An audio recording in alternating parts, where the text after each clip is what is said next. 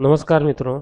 आज के वीडियो में हम लोग भारतीय चित्रकला के 6 अंग पढ़ेंगे, जो कि इस प्रकार हैं: रूप भेद, प्रमाण, भाव लावण्य योजना, सादृश्य, वर्णिका भंग। इसके साथ हम लोग प्रश्नोत्तरी को भी सॉल्व करेंगे, जिसमें 60 से ज़्यादा प्रश्न आपको मिलेंगे, जो आपके सामने दिख रहे हैं। चलिए शुरू करते हैं आज के वीडियो को। लेकिन आगे चलने से पहले आप सभी से हम फिर से अनुरोध कर रहे हैं कि जिन्होंने चैनल को सब्सक्राइब नहीं किया है वो चैनल को सब्सक्राइब कर लें और नोटिफिकेशन आए इसके लिए वो बेल आइकन को दब ऑन कर लें। चलिए शुरू करते हैं आज के वीडियो को। आपके सामने दिख रहा है भारतीय चित्रकला के 6 अंग। भारतीय चित्रकला के 6 अंग हैं, तो वो कौन कौन से हैं और इसको किसने बताया? आपके सामने एक श्लोक दिख रहा है: रूप भेदा प्रमाणनी भाव लावण्य योजनम सादृश्य वर्णिका भंग इति चित्र खड़ंग कम। भारतीय चित्र के ये 6 अंग हैं: रूप भेद, प्रमाण, सादृश्य, लावण्य योजना, वर्णिका भंग। इसको किसने बताया? इसे बताया है भारतीय एक विद्वान जिनका नाम है वात्सल्य। उनकी एक रचना है कामसूत्र। कामसूत्र नामक ग्रंथ की एक टीका है, जो कि जयपुर के निवासी यशोधर पंडित ने 11वीं-12वीं शताब्दी में लिखा। इस ग्रंथ में 64 कलाओं के अंतर्गत आलेख का विचार करते हुए यशोधर पंडित ने कहा है कि आलेख चित्र को कहते हैं और उसके 6 अंग इस प्रकार हैं: रूप भेद, प्रमाण, भाव लावण्य योजना, सादृश्य, वर्णिका भंग। तो चलिए शुरू करते हैं पहले टॉपिक को, जो है रूप भेद। रूप भेद के बारे में हम कहें तो यह कह सकते हैं,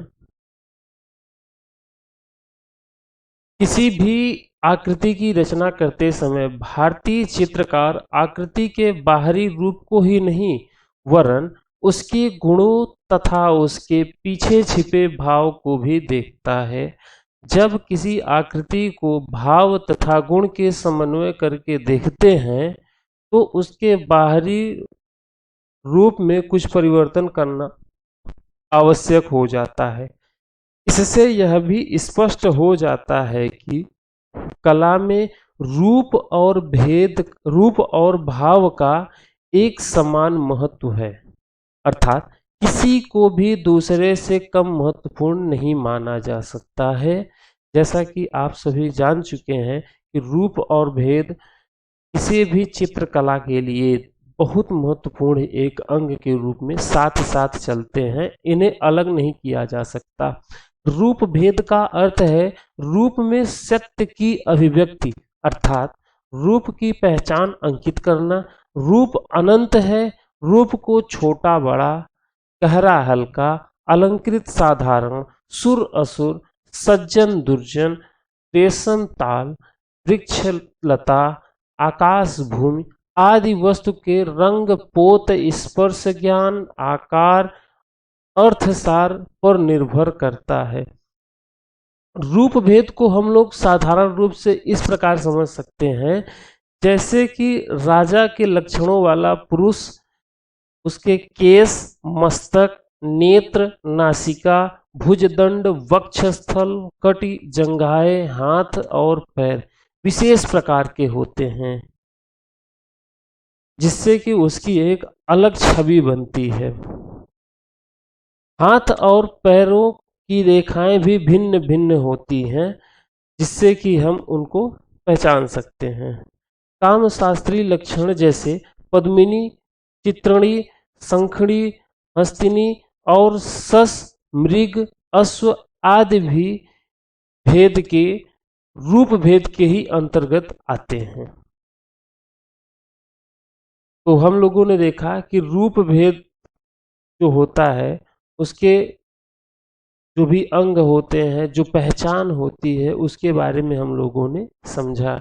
जैसे कि हम लोग किसी नारी को पति पत्नी के रूप में, माता पुत्री के रूप में, शिशु माता के रूप में तथा सेवक स्वामिनी के रूप में देखते हैं। ये भिन्न भिन्न दृष्टियां अपने अपने संबंधों के कारण है। अतः इस संबंध ज्ञान को समझना रूप की आंतरिक सूक्ष्मताओं को समझना है। जब कलाकार इन भेदों को समझ लेता है, तभी कहा जाता है कि उसने रूप का मर्म ज्ञान कर लिया है। यहाँ से हम लोगों ने समझ लिया कि रूप भेद क्या है, जो कि यशोधर पंडित ने अपनी टीका जय मंगला में पहले अंग के रूप में इसे बताया, रूप भेद। आगे हम लोग चले प्रमाण की ओर। तो प्रमाण में हम लोग किसी भी वस्तु की बाहरी आकार और उसके अवयवों का अनुपात प्रमाण द्वारा स्थित किया जाता है। जैसा कि आप लोग समझ रहे हैं, प्रमाण के अंतर्गत समविभक्तिता, अनुपात, सीमा, लंबाई चौड़ाई, शरीर रचना आदि का विवरण आ जाता है।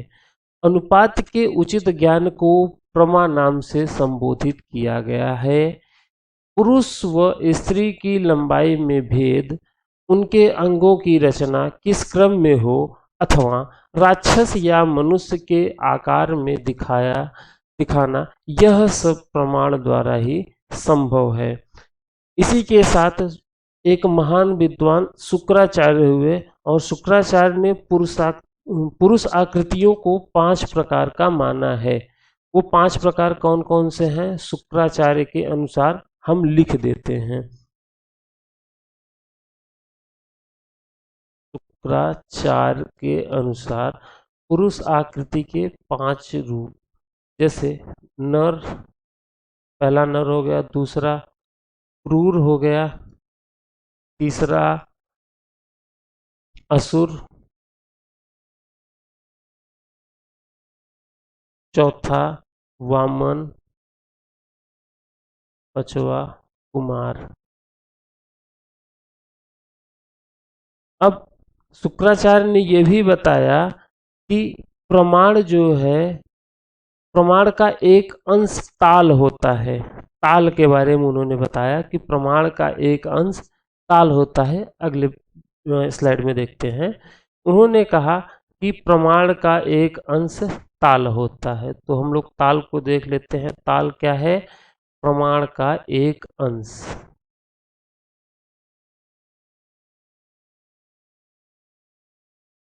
शुक्राचार्य के अनुसार है। उन्होंने यह भी बताया एक ताल 12 अंगुल के बराबर होता है।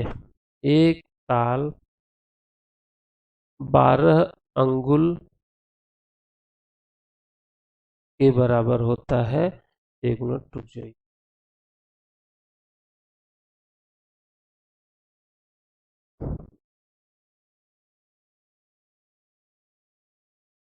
उन्होंने बताया कि नर का जो आकृति होती है उसे 2 भागों में विभाजित किया, एक साधारण, दूसरा उत्तम।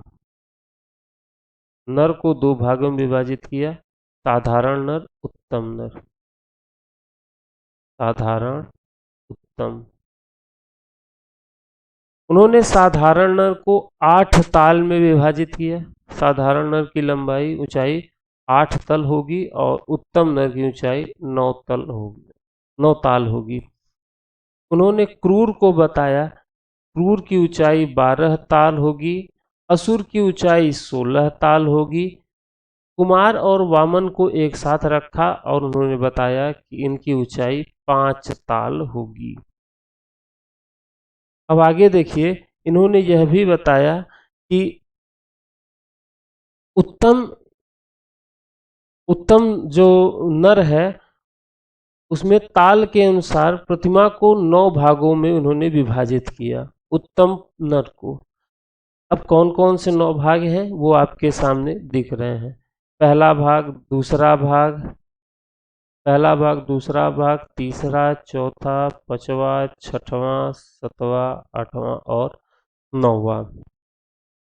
यहाँ पे जो लिखा उसको हम रफ कर दे रहे हैं, उसके आगे हम लोग बात करेंगे। जिनको नोट्स बनाना है वो लिख सकते हैं, जिनको नहीं बनाना है वो न लिखें। इन्होंने पहले ताल को बताया। पहला जो भाग है वो माथे से ठोड़ी तक, माथे से ठोड़ी तक, ये देखिए यहाँ तक आ जाता है, माथे से ठोड़ी तक पहला ताल है। ठीक है, लिखा भी है पहला ताल, तो मुझे लिखने की आवश्यकता है नहीं। यहाँ पे आप देख भी रहे हैं कि माथे से ठोड़ी तक आ रहा है, माथा ठोड़ी, पहला ताल हो गया। दूसरे ताल की बात करें, कंधे की हड्डी से छाती तक, कंधा से छाती तक। तीसरा ताल है छाती से नाभि तक, छाती से नाभि तक। इसी तरीके से चौथा ताल नाभि से कूल्हे तक,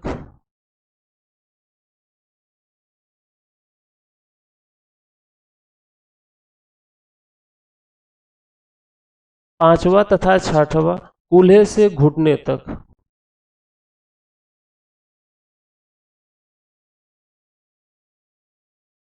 घुटना, कूल्हा से घुटना तक। सातवां और आठवां ताल घुटने के निचले भाग से टखने तक,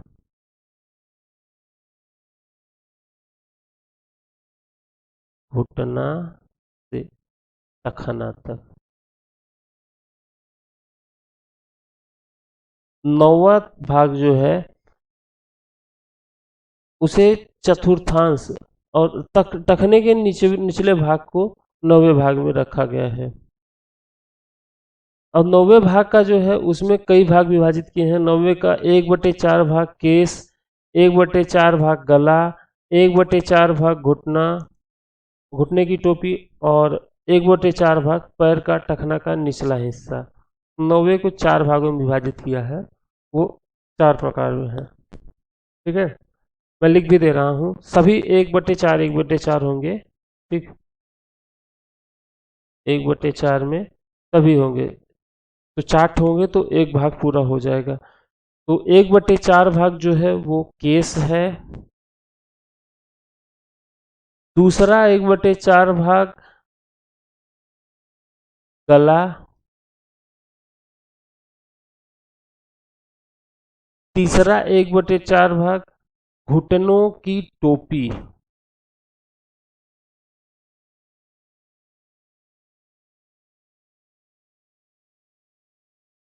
चौथा 1/4 भाग जो है वो टखने की टोपी है।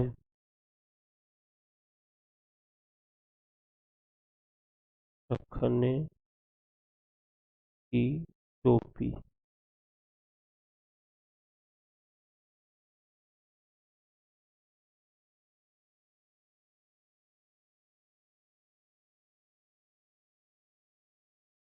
तो ये हम लोगों ने देखा प्रमाण क्या है और प्रमाण के कितने प्रकार हैं। अगले स्लाइड में चलते हैं जिसमें आपको भाव के बारे में बताया गया है। भाव के बारे में हम लोग ये कह सकते हैं कि भारतीय चित्रकला में भाव का बहुत महत्वपूर्ण स्थान है। मन में जैसा भाव होता है उसी के अनुसार शरीर के प्रत्येक अंग की स्थिति और शारीरिक चेष्टाएं हो जाती हैं। इसे भाव भंगिमा कहा जाता है। चित्रकार इसी भाव भंगिमा को विभिन्न उपायों द्वारा अंकित करता है। खड़े होने तथा बैठने की स्थिति और अंगों-उपांगों की क्रियाशीलता इसका सबसे बड़ा साधन है। इसे स्थान, आसन, मुद्रा विधान कहा जाता है। इसके द्वारा सूक्ष्मतम भावों का भी संकेत दिया जाता है। आगे हम लोग ये कह सकते हैं कि भावों का रसों से घनिष्ठ संबंध है। हम लोग जानते हैं कि भरत मुनि ने अपने नाट्य शास्त्र में 8 रस बताए हैं और 8 भाव बताए हैं, जो कि श्रृंगार, हास्य, करुण, वीर, रौद्र, भयानक, विभत्स, अद्भुत रस हैं। इनके बाद आते हैं अभिनव गुप्त, जिन्होंने एक नया रस, नौवां रस की खोज की और कुल मिलाकर के 9 रस माने जाते हैं। लेकिन एक विद्वान हुए सामरंगड़ उन्होंने सामरंगड़ ने अपने सूत्रों में रसों की संख्या को 11 तक पहुंचा दिया, जो कि महत्वपूर्ण नहीं है। अभिनव गुप्त तक ही महत्वपूर्ण है और सर्वमान्यता 9 रसों की होती है अभिनव गुप्त को मानते हुए। आगे हम लोग देखें तो स्थायी भावों को रस दशा तक पहुंचाने में विभाव, अनुभाव, संचारी भावों का सहयोग होता है। हम लोग देख लेते हैं विभाव, अनुभाव और इत्यादि को। एक मिनट।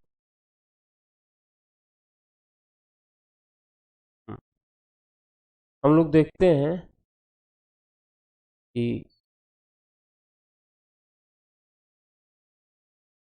हाँ, हम लोग देखते हैं कि विभाव के कितने भेद हैं। विभाव के बारे में जान लेते हैं। तो विभाव के 2 भेद हैं, 2 भेद हैं। पहला हो गया आलंब, दूसरा उद्दीपन। आलंबन, उद्दीपन। विभाव के 2 भाग हैं। अनुभाव को भी 3 वर्गों में विभाजित किया गया है।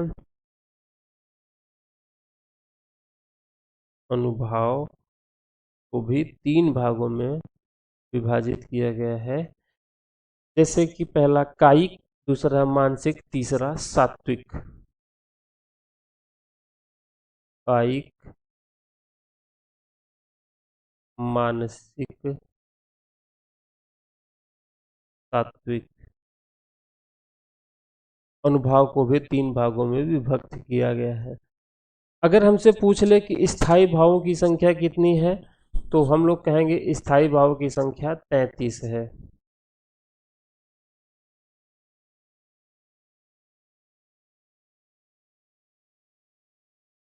स्थायी भाव की संख्या 33 है। रसों की संख्या सभी लोग जानते होंगे कि रस 9 है, और वो श्रृंगार, हास्य, करुण, वीर, रौद्र, भयानक, विभत्स, अद्भुत और शांत रस हैं। हम लिखा दे रहे हैं, बाकी हम लोगों ने इसके पहले के वीडियो में देखा भी है। 9 रस होते हैं, उनके स्थायी भाव भी हैं, तो और लिखवा भी दे रहे हैं। ठीक है, मतलब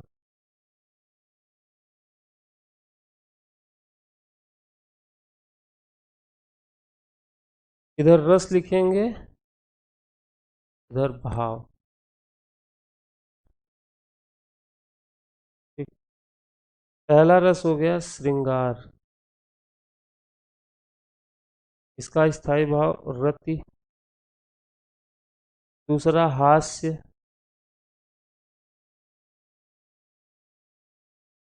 हास। तीसरा करुण, शोक। चौथा वीर, उत्साह। पांचवा रौद्र,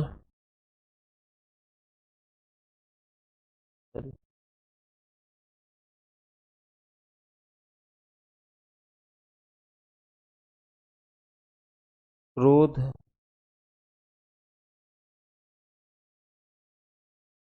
भयानक,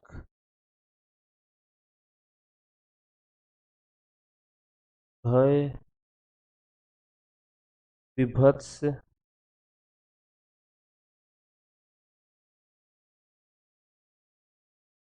जुजुप्सा या घृणा।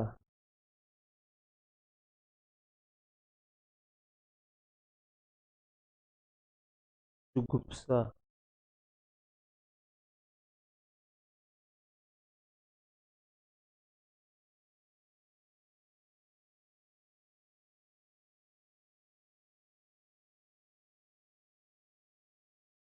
अद्भुत, यहाँ लिख दे रहा हूँ।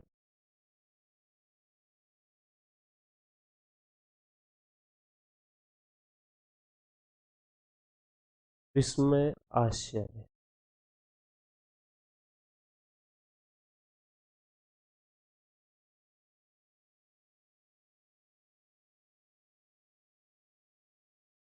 अंत में शांत रस, निर्वेद। नौ रस हैं: श्रृंगार रति, हास्य हास, करुण शोक, वीर उत्साह, रौद्र क्रोध, भयानक भय, विभत्स विघृणा, अद्भुत विस्मय, शांत निर्वेद। नौ रस, नौ भाव। अगले स्लाइड में चलते हैं जो कि लावण्य योजना से है। लावण्य योजना का अर्थ ये है, जिस प्रकार भाव चित्र के आंतरिक सौंदर्य का व्यंजक है, उसी प्रकार लावण्य चित्र के बाह्य सौंदर्य का व्यंजक है। रूप प्रमाण व भाव के साथ साथ चित्र में लावण्य का होना अत्यंत आवश्यक है। अर्थात चित्र में सौंदर्य की वृद्धि के लिए ही लावण्य योजना की जाती है। रूप की कुरूपताओं को कम करने, उनके अंगों उपांगों की बनावट में क्षय अथवा वृद्धि की जाती है। जैसे कि किसी की नाक छोटी हो तो लंबी कर दी जाए, आंखें सुंदर बना दी जाए, बड़ी कर दी जाए। इसी तरीके से तमाम उनके अंगों में कुछ बढ़ाकर कुछ कम घटा करके उसको सुंदर बना दिया जाता है, उसमें रंग भर दिए जाते हैं, जिसके द्वारा वो चित्र जो है वो सुंदर हो जाता है। उसी को लावण्य योजना कहते हैं। जैसे कि हम कह सकते हैं कि किसी की नाक कुछ लंबी कर देना, आंखें कुछ बड़ी कर देना, ढोड़ी नुकीली कर देना इत्यादि उसके लावण्य योजना में आ जाता है। अर्थात आकृतियों के वस्त्रों और आभूषणों आदि से विभूषित कर दिया जाए, उसको आभूषण पहना दिया जाए, तो उसकी सुंदरता अपने आप ही बढ़ जाती है। इसी को लावण्य योजना कह सकते हैं। ये लावण्य योजना के अंग के रूप में समझा जा सकता है। इसी को रूप गोस्वामी ने उज्ज्वल नीलमणि नामक ग्रंथ में बताया है कि जिस प्रकार हथेली में रखे मोती को हिलाने से उसके अभ्यंतर से तरलता निकलती प्रतीत होती है, उसी प्रकार अंगों में लावण्य झलकती है। तो इस प्रकार हम देखते हैं कि लावण्य योजना क्या है, उसको सुंदर बना देना ही लावण्य योजना कहलाता है। इसके कई रूप हो सकते हैं, कई पद्धतियां, कई साधन हो सकते हैं लावण्य योजना के। अगले स्लाइड में है सादृश्य। सादृश्य को हम इस प्रकार समझ सकते हैं कि भारतीय चित्र शास्त्रों में सादृश्य भी एक बहुत महत्वपूर्ण अंग के रूप में माना जा सकता है। जैसे कि चित्रसूत्र ने सादृश्य को चित्र की प्रधान वस्तु माना है और कहा है, चित्रे सादृश्यकरणम प्रधानम परिकीर्तितम। आगे भी कहा इन्होंने, जिस चित्र की आकृति में दर्पण के प्रतिबिंब के समान सादृश्य होता है, उसे बुद्ध चित्र कहते हैं। बुद्ध चित्रम तु सादृश्यम दर्पणे प्रतिबिंबत। इसी को सादृश्य कहा गया है। सादृश्य का मतलब होता है कि दृश्य के समान। जैसे कि किसी भी व्यक्ति की आंखें मछली के समान हो जाए, वो सादृश्य में आता है। भुजाएं, आंखें, कमर, नाक, भौहें इत्यादि को ये सादृश्य के रूप में हम लोग देख सकते हैं। जैसे कि आगे आपको दिखाया गया है, वस्तु की सादृश्य आकृति की अपेक्षा उसके स्वभाव का अंकन अधिक महत्वपूर्ण माना जाता है, जिसे भावगम्य सादृश्य कहा जाता है। भावगम्य सादृश्य हेतु प्राकृतिक उपमानों का सहारा लिया जाता है। जैसा कि हमने बताया कि पुरुषों की भौहें नीम की पत्ती के समान होती है। बड़ा रोचक है, इसको पढ़ने में बड़ा मजा आता है। ये देखिए यहाँ पे लिखा है, पुरुष की भौहें नीम की पत्ती के समान, स्त्री की भौहें धनुष के समान, अधर अधर पल्लव के समान, कान गिद्ध आकृति के समान। एक मिनट, हमने एक इमेज भी लगाया था, वो शायद अभी नहीं आया है। एक मिनट रुक जाइए, हम उस इमेज को यहाँ पे लगा दे रहे हैं।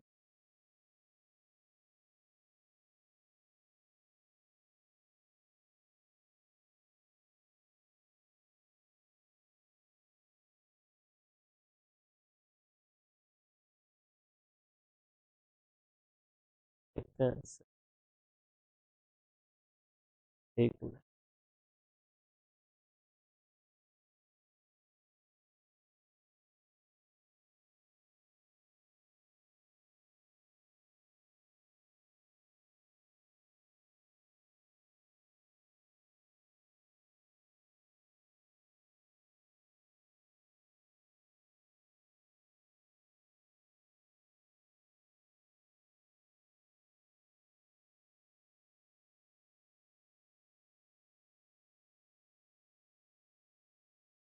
हाँ, ये आपको दिख रहा होगा, ये बड़ा है।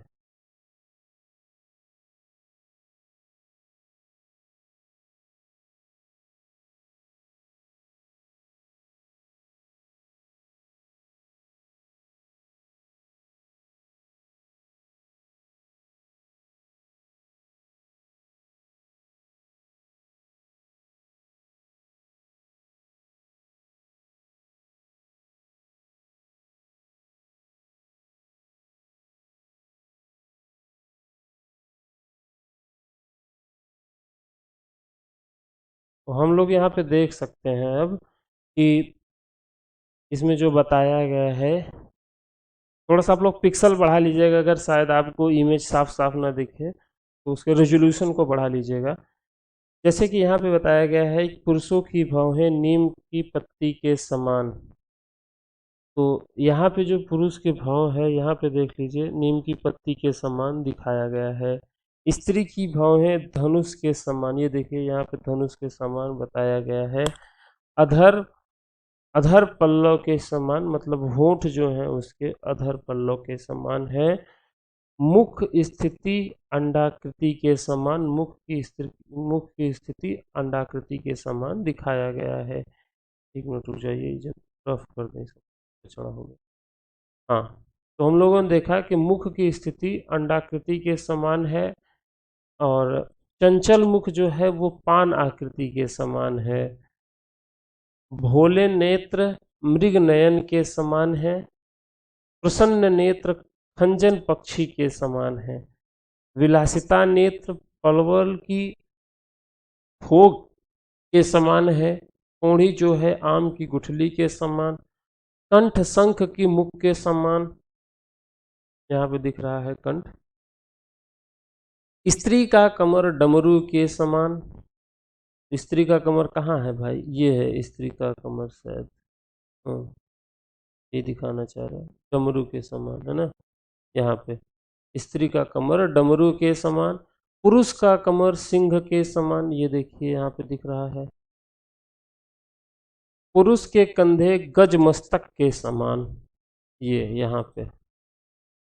तो इसी तरीके से कई चित्रों को, कई प्राकृतिक अंगों को मानव शरीर के समान दिखाया गया है। उम्मीद है आपको समझ में आ रहा होगा और दिख रहा होगा। अगर नहीं दिख रहा है तो रिजोल्यूशन को बढ़ा लीजिए, तो शायद आपको चित्र साफ साफ दिखाई दे। अन्यथा आपको एक पुस्तक का नाम हम बता दें, रूपांकन, डॉक्टर गिरिराज किशोर अग्रवाल की पुस्तक में ये बना हुआ भी है, और ये आपको बहुत सुंदर तरीके से मिल जाएगा। अगले चित्र की, अगले स्लाइड में चलते हैं। कह रहा है कि वर्णिका भंग के बारे में बताया है। वर्णिका भंग क्या होता है कि चित्र रचना की सामग्री एवं रंगों का निर्माण, मिश्रण के नियम एवं चित्र रचना में उपयुक्त होने वाली सामग्री का प्रयोग वर्णिका भंग कहलाता है। वर्णिका भंग से तात्पर्य है नाना वर्णों की सम्मिलित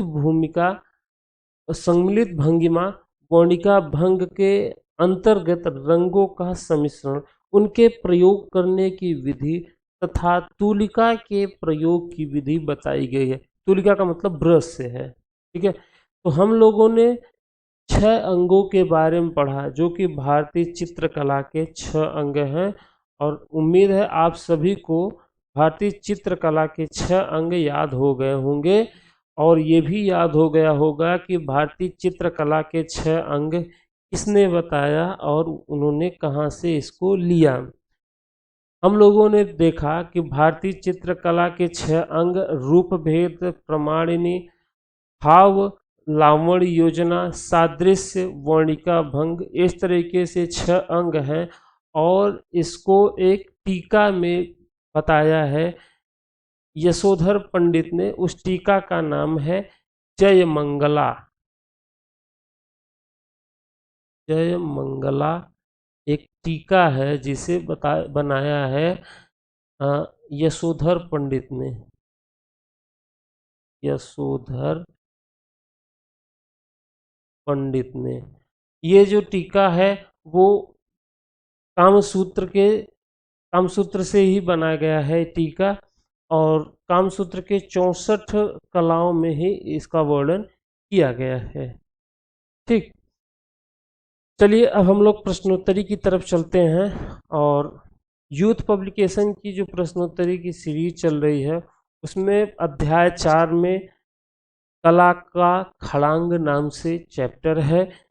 आप अगर उस स्लाइड को पूरी पढ़ लिए हैं तो इसमें से एक भी प्रश्न ऐसा नहीं होगा जो कि आपके सामने न आया हो। वो सूत्र याद रख लीजिएगा जो कि रूप भेदा प्रमाणनी भाव लावण्य योजनाम सादृश्य वर्णिका भंग इति चित्र खड़ंग काम। ये जो सीरीज है इसको याद रख लीजिए तो पहला प्रश्न अपने आप आ जाएगा। सबसे पहले रूप भेद है, सूत्र में भी रूप भेदा प्रमाणानी, रूप भेदा प्रमाणानी भाव लावण्य योजनाम सादृश्य वर्णिका भंग इत्र चित्र खड़ांग काम। सबसे पहले रूप आता है तो पहले ऑप्शन में ही रूप आ गया। और पहला प्रश्न आपसे कह रहा है कि संस्कृत सूत्र के आधार पर सही क्रम को चुनिए। हमने सूत्र को पढ़ा कि रूप भेदा प्रमाणानी भाव लावण्य योजनाम सादृश्य वर्णिका भंगम इत्र चित्र खड़ांग काम। सबसे पहले रूप आता है, ऑप्शन नंबर ए यहीं से सही हो जाएगा। खटाखट आपका आंसर आता चला जाएगा। आगे चलते हैं अगले प्रश्न की ओर। अगला प्रश्न आपसे कह रहा है, कहाँ से कहेगा, आगे चला गया भाई। हाँ, दूसरा प्रश्न कह रहा है कि उस प्राचीन ग्रंथ का नाम बताइए जिसमें भारतीय कला के 6 अंग का उल्लेख किया गया है। तो हमने बताया कि यशोधर पंडित की टीका है जो कि 11वीं शताब्दी में बनी है। कामसूत्र की वो टीका है जिसका नाम है जय मंगला। उन्होंने 6 अंगों के बारे में बताया है। आपका ऑप्शन नंबर सी यहीं से सही हो जाता है। जय मंगला इसकी टीका है। और अगले प्रश्न में पूछ भी रहा है कि इसमें से कामसूत्र का टीकाकारक कौन है। कामसूत्र के टीकाकारक कौन है भाई? यशोधर पंडित, जिन्होंने जय मंगला की रचना की। ऑप्शन नंबर सी इसमें भी सही हो जाएगा। चौथे प्रश्न की ओर चलते हैं। आपसे पूछ रहा है, तो भाई तो चौथा प्रश्न नीचे ही है।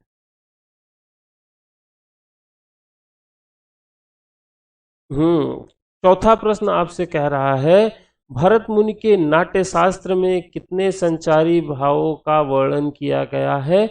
हमने आपसे बताया था इस स्लाइड में, बता रहे हैं किस स्लाइड में, इस स्लाइड में हमने बताया था कि स्थायी भावों की संख्या 33 है। तो यहाँ से आपको पता चल गया कि स्थायी भावों की संख्या हमको कितनी बतानी है, 33 बतानी है, जो कि ऑप्शन नंबर बी में लिखा गया है। तो यहाँ से हम कह सकते हैं कि ऑप्शन नंबर बी इसका सही जवाब हो जाएगा। तो सही जवाब है तो भाई टिक लगाने में क्या दिक्कत है। अगले प्रश्न की ओर चलते हैं। और अगले प्रश्न की ओर चलने से पहले जिन्होंने चैनल को सब्सक्राइब नहीं किया, आपसे कर जोड़ विनती है महाराज कि आप चैनल को सब्सक्राइब कर दें और बेल आइकन को दबा लें, जिससे कि आपको नोटिफिकेशन मिलता रहे। प्रश्न संख्या 5वें की ओर चलते हैं। आपसे कह रहा है कि किस रस को भावों का राजा माना गया है? हम लोगों ने रस को पढ़ा और सबसे पहले हमने पढ़ा शांत श्रृंगार रस, जिसका स्थायी भाव रति है।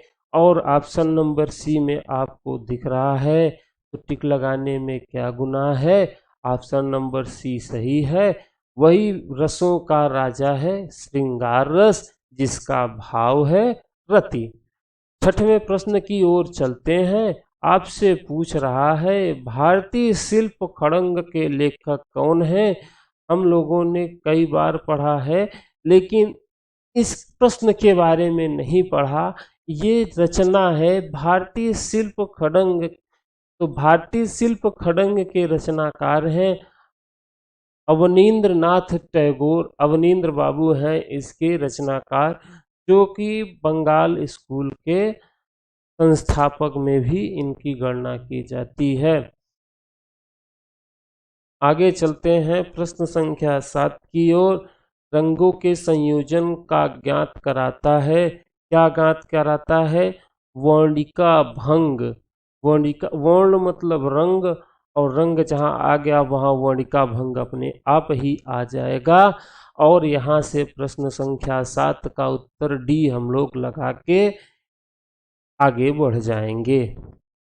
तो रंगों का संयोजन वर्ण भंग का, वर्णिका भंग ज्ञात कराता है। आगे चलते हैं प्रश्न संख्या 8 की ओर। 8 में आपसे कह रहा है स्थायी भाव, विभाव, अनुभाव ये किसके अवयव हैं? तो हम लोगों ने पढ़ा स्थायी भाव, विभाव और अनुभाव ये सभी रस के अंग हैं। हम लोगों ने पिछले स्लाइड में इसको देखा है। जब देखा है तो फिर से देखने की जरूरत नहीं है। ऑप्शन नंबर सी में टिक लगा के आगे चलते हैं। और आगे बताया है कि भाव यति इति भावः, भरत मुनि की सुप्रसिद्ध उक्ति है। भरत मुनि का नाम आते ही हम लोग नाट्य शास्त्र को याद करेंगे। और नाट्य शास्त्र में 8 रसों के बारे में बताया गया है, लेकिन अभिनव गुप्त साहब उन्होंने 9वां रस के बारे में बताया है। आगे चलते हैं प्रश्न संख्या 9 की ओर। 9वां नंबर प्रश्न आपसे कह रहा है, कहाँ से कहेगा, ये तो ज़्यादा खुल गया भाई। 9वां नंबर प्रश्न आपसे कह रहा है कि कहाँ चले, संबद्धता का सिद्धांत किसने दिया? संबद्धता का सिद्धांत किससे संबंधित है? तो संबद्धता का सिद्धांत प्रमाण से संबंधित है। संबद्धता का सिद्धांत प्रमाण से संबंधित है। इस प्रकार ऑप्शन नंबर सी इसका सही जवाब हो जाएगा। और एक मिनट रुक जाइए, इसकी व्याख्या भी हम आपको करा ही देते हैं। व्याख्या में बताया गया है कि इसका अर्थ आकृति का ठीक ज्ञान है। इसे संबद्धता का सिद्धांत भी कहा जाता है। यह आकृतियों का माप या फैलाव तथा सभी आकृतियों का एक दूसरे से संबंध और आकृतियों के तान तथा वर्ण इत्यादि का चित्र भूमि से संबंध निश्चित करता है। आगे कह रहा है भारतीय कला मनीषियों ने प्रमाण को ताल, कार्य प्रमाण अथवा मनोत्पत्ति के नाम से भी संबोधित किया है। उदाहरण के लिए अपभ्रंश चित्रों में पशु पक्षियों एवं पेड़ों के आलेखन में मनोत्पत्ति का अभाव होने से वे नीरस लगते हैं, क्योंकि संबद्धता के सिद्धांत के आधार पे वे आलेखन से अलग अलग अभिव्यंजक होते हुए भी अरुचिकर हैं। आगे कहा चित्राचार्यों ने प्रमाण के आधार पर 5 प्रकार के रूपों का वर्णन किया। बाल रूप, जिसे हम लोग बौना, और कुमार रूप, मानव रूप, भयानक रूप, राक्षस रूप, इस तरीके से हम लोगों ने पढ़ा भी था। देखिए यहाँ पे लिखा हुआ है कि हम लोगों ने देखा बाल रूप, वामन रूप और कुमार रूप को 5 तालों में कहा था। 8 ताल के लिए मानव रूप में कहा था। और रौद्र रूप के लिए 12 ताल सही है, राक्षस रूप के लिए 16 ताल सही है। वहां से यहाँ में थोड़ा बहुत अंतर है, हमने बता दिया कि बाल रूप और कुमार रूप में 5 ताल, यहाँ पे 8 ताल और 9 ताल, उत्तम पुरुष में 9 ताल, साधारण पुरुष में 8 ताल। भयानक या रौद्र रूप में आपके 12 ताल आ जाते हैं, राक्षस ताल में 16 ताल आ जाते हैं। इसी तरीके से हम लोग 10वें प्रश्न की ओर चलते हैं और 10वां प्रश्न आपसे कह रहा है इनमें से असमान का नाम लिखिए। तो असमान के नाम में हम लोग देखते हैं भाव ही असमान आता है, बाकी एकता, प्रभावित, संतुलन ये तीनों एक दूसरे से संबंधित हैं। तो यहाँ पे हम लोग देखते हैं ऑप्शन नंबर बी सही है, और बी सही होने के बाद हम लोग इसकी व्याख्या भी देख लेते हैं जिससे कि कंठस्थ हो जाए। भाव कला तीनों से भिन्न है, यह उच्च अथवा बृहत कलाओं में भाव, विचार अथवा अनुभूति का संप्रेषण एक अनिवार्य तत्व है। इस तत्व को कलाओं का प्रतिपादन या कंटेंट कहा जा सकता है। श्रेष्ठ कलाकृतियों के लिए गंभीर, उच्च, उदात्त, व्यापक रूप के समाज में अनुभूति के योग्य, कल्याणकारी अथवा सामाजिक समस्याओं का समाधान अथवा ध्यानकर्षण से संबंधित भावों, विचारों अथवा अनुभूतियों की आवश्यकता होती है। भारतीय रस सिद्धांत में भावों की स्थायी भाव, अनुभाव एवं संचारियों में विभाजित किया गया है और इन्हें रस निष्पत्ति का साधन माना गया है। एकता, प्रभावता, संतुलन चित्र संयोजन के सिद्धांत हैं। एकता मतलब यूनिटी, कला के तत्वों का ऐसा संयोजन जो चित्र के समस्त अवयवों में एक सूत्रता उत्पन्न करे तथा जिसमें एक ही भाव व्यक्त हो, एकता कहलाता है। इसे सहयोग भी कहा जा सकता है। प्रभाविता के बारे में बात करें तो प्रभाविता चित्र संयोजन, प्रभाविता जो है वो चित्र संयोजन को व्यवस्थित रूप देने हेतु प्रभावित का पालन करता है। इसके अनुसार किसी एक वस्तु के सर्वाधिक महत्व प्रदान हो जाता है और शेष वस्तुएं गौण रहती हैं। प्रश्न संख्या 11वां नंबर प्रश्न आपसे पूछ रहा है खड़ंग का तीसरा अंग कौन सा है। हम लोगों ने सूत्र को याद किया, रूप भेदा प्रमाणानि भाव लावण्य योजनाम सादृश्यम वर्णिका भंग इति चित्र खड़ांग काम। हम लोगों ने देखा कि पहला अंग हो गया रूप भेदा, दूसरा हो गया प्रमाण, तीसरा हो गया भाव, चौथा हो गया लावण्य योजना। तो तीसरा ही पूछा है, चौथा तक नहीं जानना है। तीसरा हो गया भाव। आपके सामने सूत्र भी लिखा है और आंसर भी लिखा है। बी आंसर तीसरा हो गया, तो तीसरे में टिक लगा के आगे चलते हैं। तो प्रश्न संख्या 12 पे जरूर एक बार ध्यान ले लेते हैं। खड़ंग में है, खड़ंग में आपका अंतः सौंदर्य आता है क्या? अंतः सौंदर्य नहीं आता है, बाह्य सौंदर्य भी नहीं आता है, सादृश्य आता है। सादृश्य सही है, चौथा पढ़ने की आवश्यकता ही नहीं है। तो इस प्रकार हम लोगों ने आज 12 प्रश्न किए। आगे के प्रश्न आगे के वीडियो में करेंगे। तो मिलते हैं अगले वीडियो में।